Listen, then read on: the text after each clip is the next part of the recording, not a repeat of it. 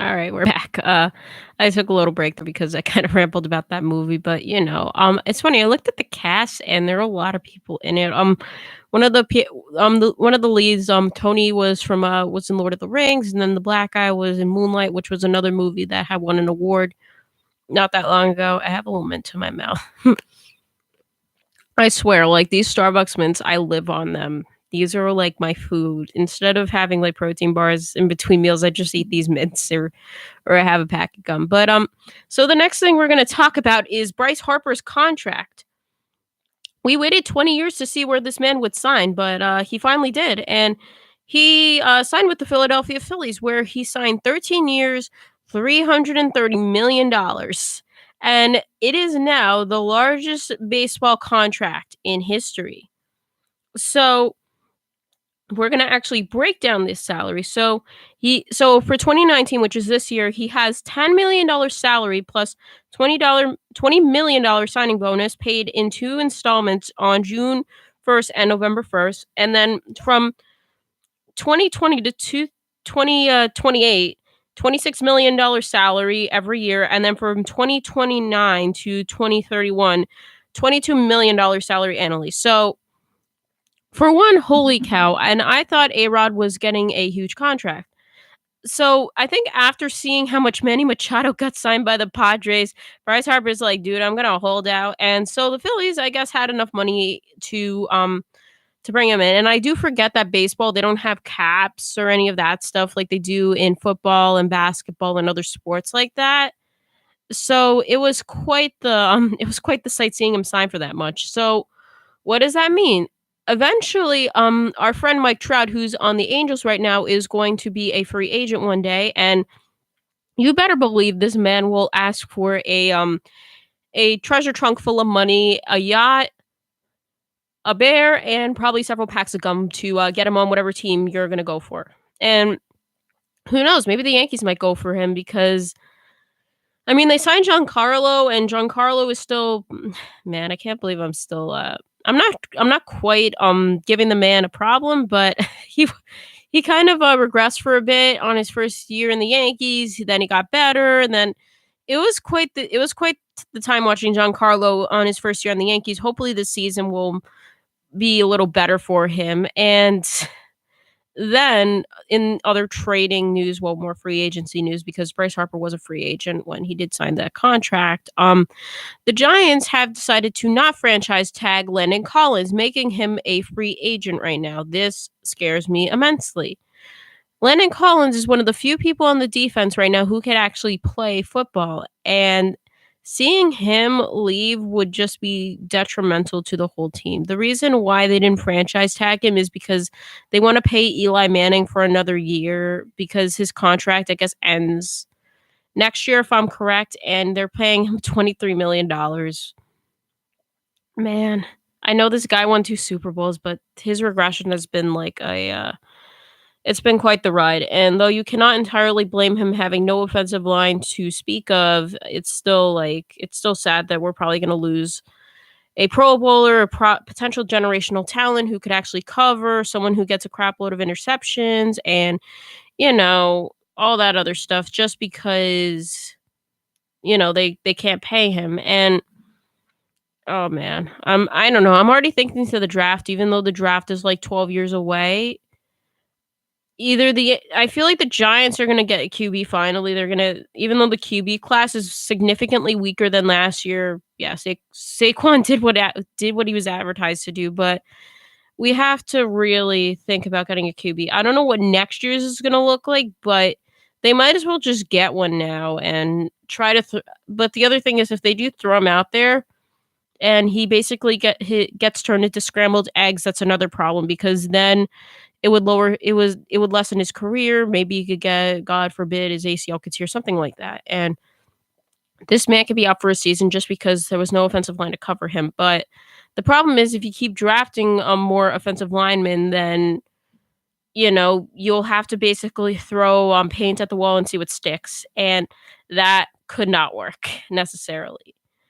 So on that note, it's going to be, actually, let's make my baseball prediction for the year, which I have been waiting for. So let's get the party started. let us think about who is going to win each division. So the AL is pretty solid, I'm gonna say. So for the AL East, Boston. I'm not even thinking about that one. They still have most of their core is intact. They're still a great team and all that stuff. And I feel like the Yankees, even with sort of the bolstering that they did over the past offseason, which wasn't much, but most of their newer players are getting better. They've gotten more experience in the league. I don't know if they could stifle off the Red Sox, even though I hope they do. And this does not mean that the Yankees aren't making the playoffs. They probably will be in the end. So Yankees get that first wild card spot. Now the AL Central is interesting. I don't know if Cleveland will win it again because some of the other teams have improved, such as the White Sox and Detroit. They have prospects that are coming up. They could get better, but really, I'm just gonna go with the Indians again. Again, I don't really care about the division because most of the teams are utter trash in there. So now the AL West, which actually is surprisingly competitive now, with the rise of Oakland, who have probably kept all their players. Excuse me, and Houston, which is still a formidable foe. I do feel like Oakland could maybe eke the division out, even though I sound totally crazy. So for that, we have Boston, we have Cleveland, and we have Oakland. But where the real discussion lies is that second wild card spot that's in the AL, because Tampa is coming in surprisingly. They could potentially make a run at it because remember they got to 90 wins last season, which for a team that is supposedly supposed to be tanking and they're not really contending right now, they're doing surprisingly well. And there is a chance that they could eke out that other thing. But then you also got Houston, which is still in their contention period. So if you really think about that, I'm gonna say it could be either Oakland, Houston, or Tampa, and then that AL West spot could be Oakland or Houston. It's kind of muddled. It's gonna be a bloodbath for all of that stuff. And the only reason I haven't called Tampa to win the AL East is that yeah you have the Yankees and the Red Sox in your division. That's kind of man that's a Herculean task to beat them. I'm just saying that. So now we go to our friends in the NL, which is surprisingly a lot more competitive than the AL is, especially when you think about how kind of top heavy each division is, just with the barring of the AL Central, which you probably just have to win like 70 games and you'll get into the playoffs, guys. Yeah, that made me angry specifically last year that Cleveland literally got into the playoffs with like 85 wins, and meanwhile Tampa won like 90 games, and the Yankees won over 90 games, and then Oakland won 90 games, and the Yankees and Oakland had to fight to the death in a wild card. Well, not really fight to the death, but they had to have a wild card game, and Tampa wasn't even allowed to sniff the playoffs because they're in such a heavy division. But anyhow, I do hope that they never take that approach that the NBA has taken without playoffs. It's just it doesn't work. Like the seeding doesn't do anything. You know who's going to win. And you know what? I'm going to just predict the NBA final right now. Boston, Golden State. Let's go. Even though I hate basketball, but now we get to the National League. National League is a lot more competitive. And for the NL East, of course, we have Atlanta, who is still a great team. They contended a little earlier than people expected them to. We have the Phillies, who have completely bolstered their roster. They have a ton of prospects right now that are really good. And yes, I'm saying this, but the Mets. I know. The Mets signed a lot of people in the offseason, and they still have DeGrom and Syndergaard under their on their roster, which means that they could do something this season. Unless, everything goes to hell and everyone gets injured and then, they die. But they're not the Marlins, so yeah. I don't even know what the heck the Marlins are doing. They rebranded they got new uniforms again, even though they just got new uniforms, and that's kind of what all people are talking about right now. And who knows what'll happen to them? They traded everybody, but at the same time, they got prospects, they got draft picks, they got like a lot of stuff. So they're just gonna see where it goes with them. I still feel bad that Jose Fernandez, even if he didn't obviously, he sadly passed away, but I'm kind of imagining what could have happened to this man if he had stayed, if he had been alive. And I feel like he probably would have signed somewhere else rather than stay in Miami. He probably would have gotten signed to a real team, like maybe he could have signed with the Yankees, something like that. But So for the NL East, I'm gonna say probably oh yeah, this is actually a hard one. I'm probably gonna go with the Braves on that. Okay, the NL Central. Okay, yeah, I'm kind of I'm putting the division in my head. I'm looking at the division in my head. We have, of course, the Brew Crew, which most of the players are the same. They could make a little more noise this year. They sadly didn't make it to the next round because they had to face the Dodgers, and the Dodgers killed them, even though the Dodgers died in the World Series again. And with that, then we have the Cardinals, which have come back from the dead after kind of dying last season. They did have an impressive win streak toward the end of the season. And then you have, yeah, actually, wow, the NL Central is really competitive if you think about it. The Reds are coming back from the dead too. Chicago, they're kind of waning off, but they're still good. And the Pirates, I'm not entirely sure.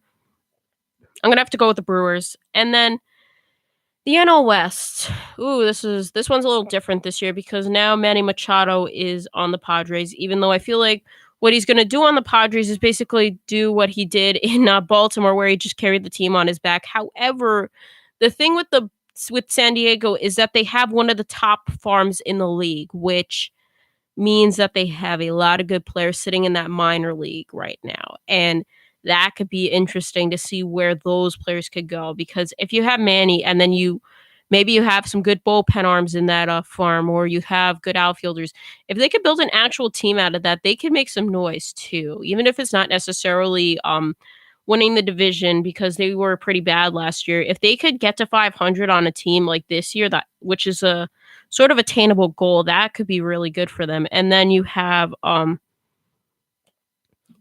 Dodgers, which are still sort of consistent in their keeping people and all that. They lost Machado, but who cares? They still have like 20,000 other people on that roster. Then you have the Rockies, who are really good. I don't know about Arizona and San Francisco personally. Those are Arizona could contend if they tried, but they kind of collapsed at the end of the year, which led them to miss the playoffs entirely. And San Francisco, I do feel bad for them. They're just gonna be like fish on a dock. They're gonna just keep flopping away. So for that, I'm gonna say that Rockies win the division. So now we get to the wild card, which is extremely interesting because you have like 20,000 people who could contend for that spot. So in my boldness, I'm gonna go for the first wild card spot, the Cardinals, and then for the second one, okay. It could be either the Phillies or it could be Cincinnati. Yeah, that again, the wild cards this year for both sides are very complicated, just taking into account all the parts and everything like that, which could be very interesting. So, my little baseball analyzing. We will take another break and I'll be back.